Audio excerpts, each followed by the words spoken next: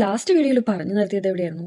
Salary scale. അങ്ങനെ ഞാൻ salary സ്കെയിലൊക്കെ ചോദിച്ചപ്പോൾ അവരെന്റെ അടുത്ത് പറഞ്ഞത് സാലറി സ്കെയിലൊന്നും ഇപ്പൊ റിവീൽ ചെയ്യാൻ പറ്റില്ല. അതിനുശേഷം കുറച്ച് ദിവസം എന്റെ ഭാഗത്ത് നിന്ന് റെസ്പോൺസ് ഒന്നും ഇല്ലാഞ്ഞിട്ട് അവർ വിശ്വസിക്കാൻ പറ്റത്തില്ലാത്ത രീതിയിലുള്ള ഒരു സാലറി സ്കെയിലുമായിട്ട് വന്നു. ഇതിൽ പറയുന്ന അനുസരിച്ച് ജർമ്മനിയിലെ മിനിമം വേജിനേക്കാൾ കുറവായിരുന്നു അതിൽ പറയുന്ന സാലറി. കുറച്ച് ഡൈജസ്റ്റ് ചെയ്യാൻ പാടാണ്, എന്നാലും let's see what's going further. അങ്ങനെ ഈ പറഞ്ഞ എന്റെ ഫ്രണ്ടിന് ജർമ്മനിയിലെ അനർക്കനും പ്രോസസിംഗ് ഒക്കെ കഴിഞ്ഞിട്ട് ഒരു അപ്രൂവൽ സർട്ടിഫിക്കറ്റ് കിട്ടും. അങ്ങനെ അതിൽ പറയുന്ന അനുസരിച്ച് നമുക്ക് ഫുൾ റെക്കഗ്നീഷൻ കിട്ടാനായിട്ട് രണ്ടിലൊരു എക്സാം എഴുതണം. ഒന്നുകിൽ കാൻഡിഡേറ്റ്സ് പ്രൂഫും ഇല്ലെങ്കിൽ അൺപാസും ക്ലിയർക്കാൻ.